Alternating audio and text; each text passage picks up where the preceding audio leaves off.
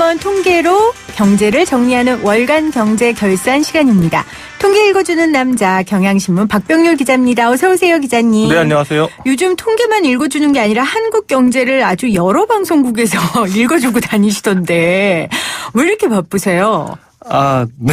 무엇을 위해 이렇게 바쁘세요? 네, 뭐 여러 가지 일들이 박 많네요. 기자님이 네. 바쁘면 한국 경제가 좀 나아집니까? 나아지기를 바랍니다. 나아지지 않는 것 같아요. 이 경제 성장률 얘기 오늘 좀 해야 되는데 네. 어제 지표가 나왔죠. 네. 마이너스입니다. 네. 여러 가지 우려들이 많이 나오는데 먼저 이 성적표 결과부터 얘기해 주시죠. 네, 아무래도 뭐 마이너스라는 거에 대해서 이 딱 듣는 순간 그렇죠. 마음이 좀 덜컥 내려앉는 듯한 아마 느낌이 많이 드실 텐데요. 성장률, 그러니까 1분기 경제 성장률이 이제 발표가 된 겁니다. 기준은 전분기 대비인데요. 전분기 대비해서 마이너스 0.3% 역성장을 했습니다. 분기 기준으로 보면 2017년 4분기 이후에 5분기 만에 마이너스 성장이고요. 네. 그리고 이제 마이너스 0.3% 이 마이너스의 폭을 보면 금융위기를 겪었던 2008년 4분기 이후 최저인데 근데 2008년과 비교하면 또 좀 폭이 또 차이가 나긴 합니다. 2008년도는 마이너스 3.3%였으니까. 네. 폭은 큰 차이가 나지만 그렇지만 어찌됐건 글로벌 금융 위기 때였잖아요. 네. 그때 이후에 이렇게 낮은 성장률이라는 건 좀 심각한 것 같아요. 이유를 어떻게 보고 계세요? 네, 사실 이번 성장률은 2017년 4분기 성장률과 좀 유사한 패턴이다 보시면 됩니다. 네. 그때 이제 마이너스 0.2%였는데 이게 말씀드린 것처럼 전분기 대비거든요. 그러니까 전분기 성장률이 높았을 경우에 기저효과가 발생을 하는데 네. 일단 이번에도 그런 효과가 발생을 했다 보시면 됩니다. 우리가 직전에 4분기 성장률이 1.0%였으니까 그때 높았던 걸 이어가지 못했다. 이게 지금 어쨌든 한은의 그 공식적인 설명인데요. 그러니까 잠깐만요. 기저효과라는 게 그 경제 지표를 평가할 때 평가하는 기준 시점과 비교 시점의 상대적인 수치에 따라 그 결과에 차이가 나타나는 현상이잖아요. 네. 그러니까 경제에선 이 비교 대상이 중요하니까 네. 이제 지난번에 우리가 조금 생각보다 좋았기 때문에 오히려 폭이 지금 더 마이너스 폭이 커진 거다. 맞습니다. 이렇게 한은이 본다는 거죠. 지금 분기별 성장률은 전년 동분기가 아니라 바로 직전 분기 대비입니다. 네네. 그러다 보니까 이제 직전 분기가 높게 나오면 그 다음 분기가 약간 낮게 나올 수가 있는데 이제 이 말은 바꿔 말하면 다음 2분기 성장률은 더 높아질 수도 올라갈 있다. 가능성이 있습니다. 한은은 아마 1%가 또 넘을 것이다.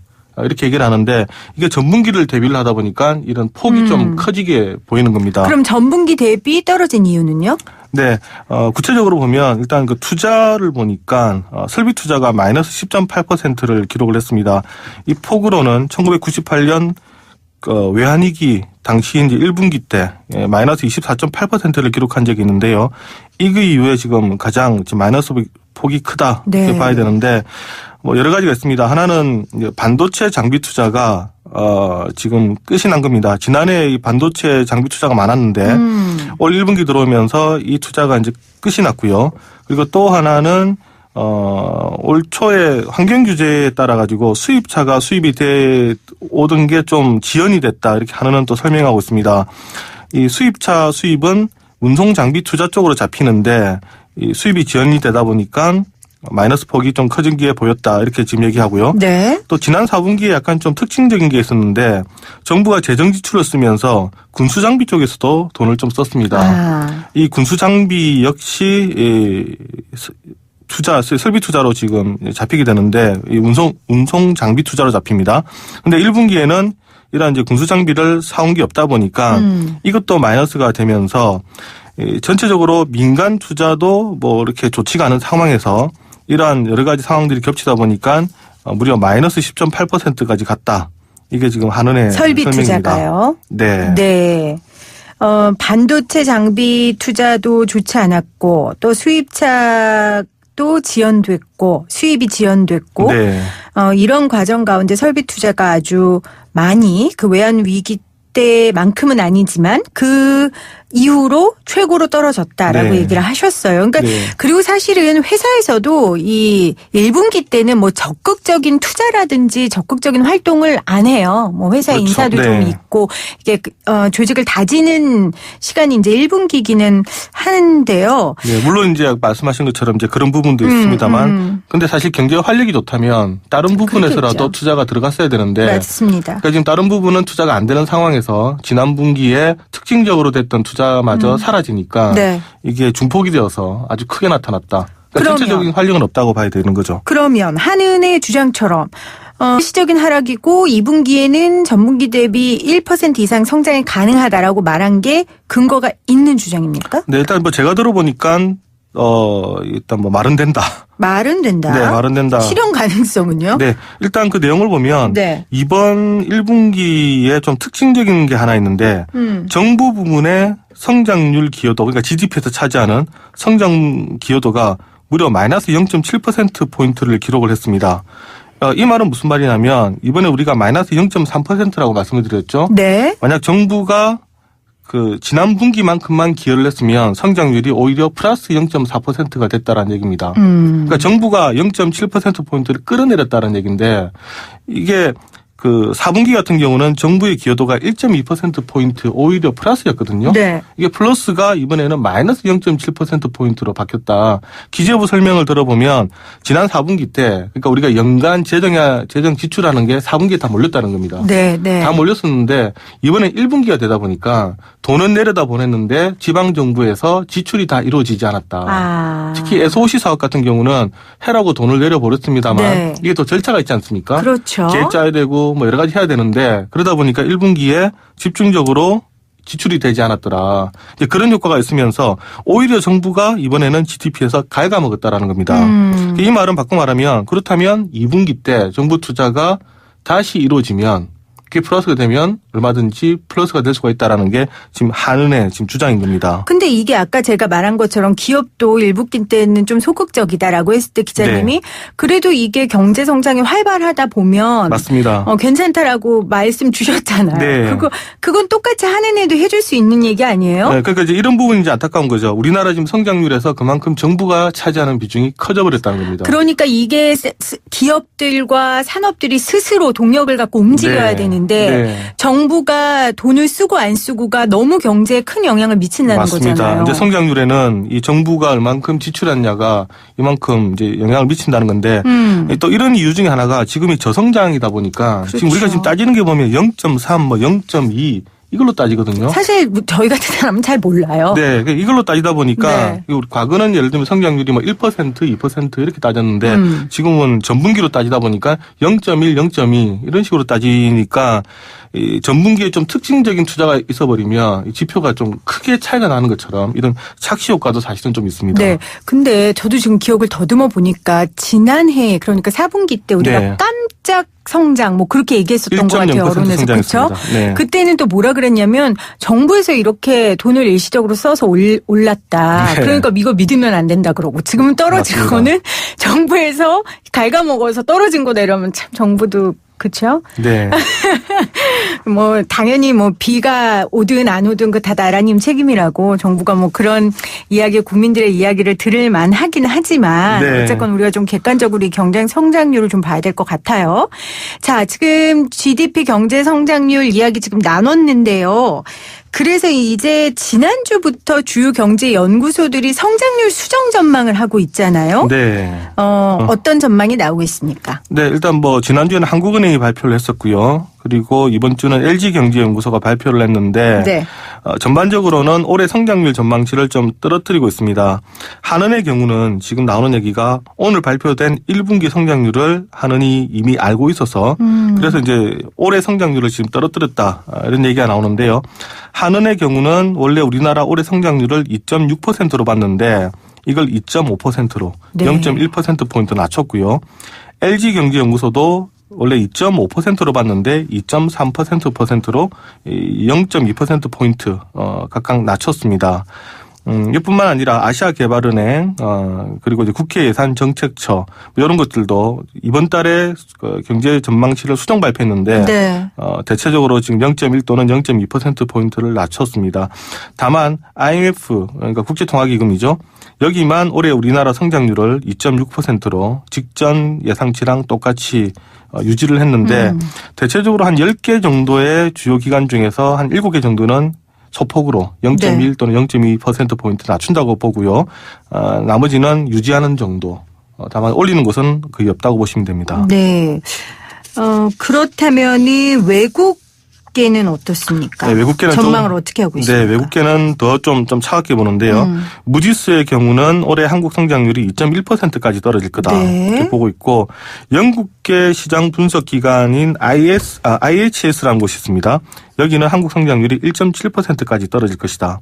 이렇게 보는데 대체적으로 보면 정부 쪽 혹은 이제 공공 쪽 연구기관들은 성장률을 높게 보고요.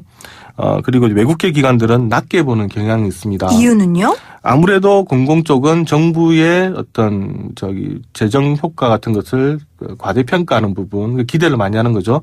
정부 정책으로 끌어올릴 수 있는 부분에 대한 기대치가 들어가 있고요. 또 하나는 이들 기관마저도 부정적으로 예측을 했었을 때 경제가 일종의 자기 실현 효과, 정말로 나쁜가 보다. 그래서 나빠질 수 있는 측면이 있다 보니까 그렇죠. 그런 점을 고려하지 않을 수 없다라고 얘기합니다. 반면에 외국계 기관 같은 경우는 한국 정부의 정책 효과를 또 과소평가하는 점이 있습니다. 네.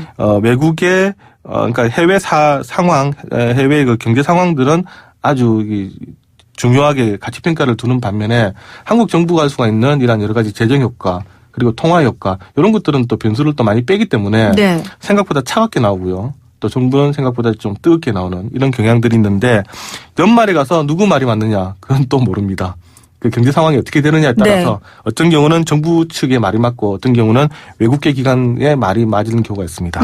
그러면 한국 경제 성장률을 이렇게 박하게 준 이 외국 기관들 다른 국가 경제 성장률도 이렇게 박하게 줍니까?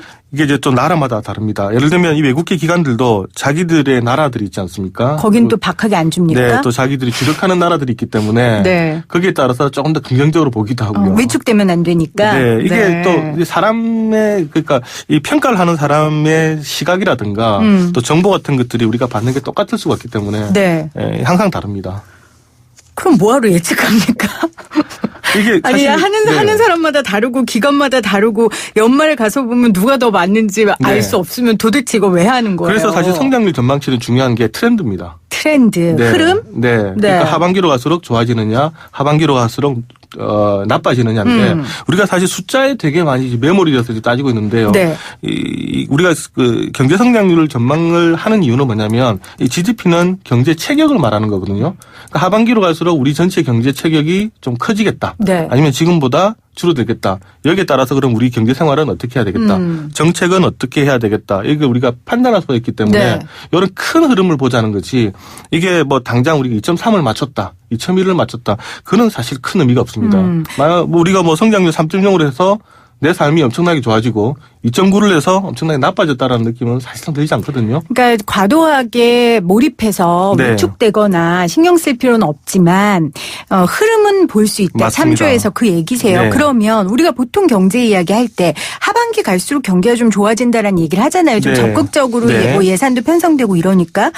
그런데 올해는 그럼 어떻습니까? 왜냐하면 지금 LG경제연구원 같은 경우에는 하반기 때도 경제가 좋아질 가능성이 좀 낮다라고 보고 있는 것 같아요. 맞습니다. 지금 재밌는 게 LG경제연구원과 한국은행의 시각이 조금 다릅니다. LG경제연구원 측의 입장은 하반기로 가도 상반기랑 거의 비슷할 것이다. 이렇게 보고요. 반면 한국은행은 아니다. 하반기는 분명히 반등한다. 지금 여기서 양쪽의 의견이 엇갈리고 있는데 먼저 LG 쪽의 얘기를 들어보면 이런 겁니다. 미중 무역 갈등이 해결되겠느냐. 당분간 이 네. 좋지 않은 상황으로 계속 간다. 그리고 이 글로벌리하게 봐도 지금 경기가 나아질 것 같지 않다. 그래서 우리 수출이 뭐 이게 증가하겠느냐. 그리고 반도체 경기 이것도 보니까 별로다. 왜냐하면 그 작년에 아마존이라든가 마이크로소프트 그리고 구글 같은 데가 데이터 센터를 많이 증설을 했는데 올해는 그런 효과가 없다.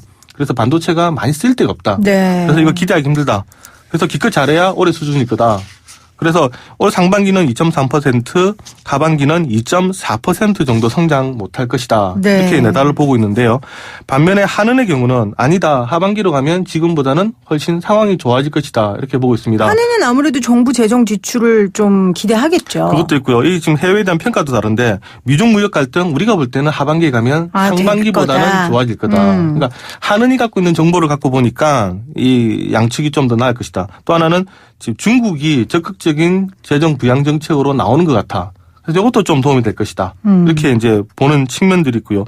이렇게 같은 문제임에도 불구하고 하반기 전망을 좀 다르게 봅니다. 그리고 반도체 경기도 한은의 경우는 올해 상반기보다는 나아질 것으로 또 보고 있습니다. 네. 나중에 누구 예측이 맞을지는 모르겠습니다만 이렇게 양쪽의 시각이 다르다 보니까 한은은 올 1분기가 2.3%, 2분기는 2.7%로 이렇게 올라갈 거다.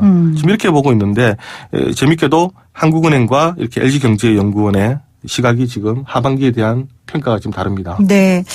하는 말이 맞았으면 좋겠는 그렇죠. 국민의 한 사람으로서의 바람인데 네. 한은은 또 추경 효과도 기대할 거 아니에요. 네, 이것도 좀 재밌는데요. 한은이 이번에 2.5% 우리 하반기 성장한다. 여기에는 사실 추경 효과를 뺀 겁니다. 아, 그렇습니까? 네. 이미 뭐 알려졌습니다만 정부가 6조 7천억 원의 추경을 편성을 했고요. 네. 이렇게 되면 성장률이 0.1%포인트 올라갈 거다. 이렇게 밝혔으니까 만약 한은의 전망이 유지가 된다면 우리는 뭐 아마 2.6%까지 성장이 가능할 것 같고요. 근데 LG는 2.3%로 우리 성장을 봤는데 여기에 추경 효과를 넣었다라고 또 얘기를 합니다. 네. 그래서 이 추경이 되더라도 LG 2.3은 그대로 유지가 된다. 굉장히 보수적으로 이야기한 거네요. 네, 상당히 보수적으로 본 겁니다. 네.